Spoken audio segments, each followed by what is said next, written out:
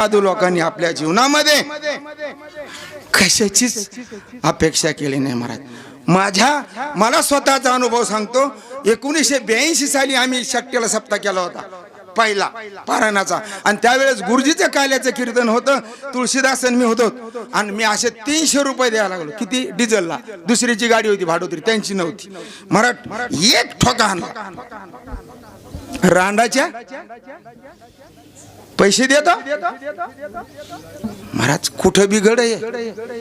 कोणालाही वाटतं जसं ते सभेला लोक रोजंदारी जेवण दोन्ही संघ द्यावं लागते, तशीच अवस्था झाली आपली. उभा राहणाऱ्याला पैसे, कीर्तनकाराला पैसे, विना घेणाऱ्याला पैसे, आणि काही दिवसांनी ऐकायला आणण्यासाठी पैसे द्यावे लागते. चल वा 500 रुपये घे, 200 घे, चल.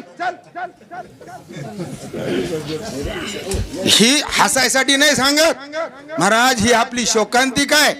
आणि हे जोपर्यंत आपण सुधरत नाही, आणि आपल्या जीवनात ठरवून घ्या, कीर्तनकाराला रुपया देणार नाही. आला तर आला, नाही आला तर नाही आला.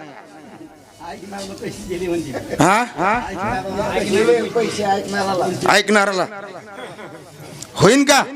गुण येईन का? परमार्थ होतं का पाप होतं? देती देणारे आधी जाणारे. म्हणून जीवाने सावध व्हा.